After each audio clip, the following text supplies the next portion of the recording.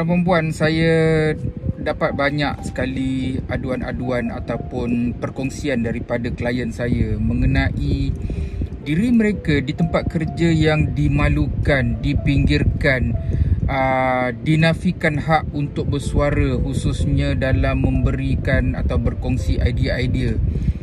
Mereka ini dengan hati yang ikhlas ingin memberikan sesuatu, berkongsikan sesuatu untuk menjana produktiviti syarikat, tetapi ianya dinafikan oleh majikan-majikan mereka.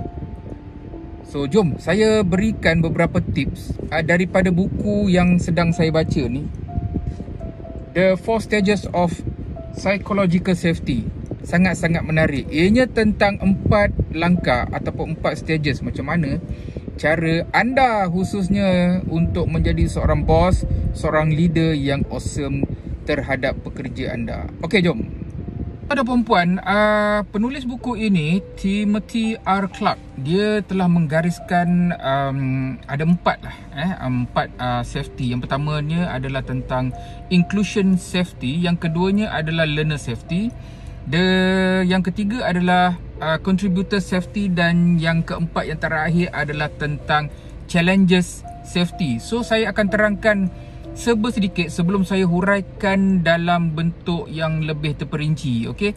So kita pergi kepada inclusion safety. Inclusion safety ni adalah apabila pekerja mereka merasakan diri mereka diterima, apa yang mereka katakan didengar, okey, dan mereka dihormati khususnya di tempat kerja, dan pekerja boleh merasakan yang diri mereka ini part of the company. They can be themselves at the company, okey, tanpa rasa macam takut untuk dipinggirkan.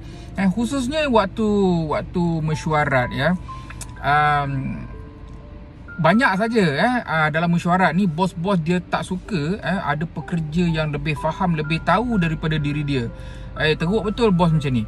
Dan ada juga bos-bos yang tak bagi pekerja-pekerja memberikan pendapat, memberikan ideas, even though itulah idea yang sangat-sangat cantik yang boleh kita discuss further. So pekerja akan rasa macam aku bagi pun dia tak nak dengar, dia tak nak bincang, buat apa aku nak bagi lagi. Dia akan berdiam diri saja. So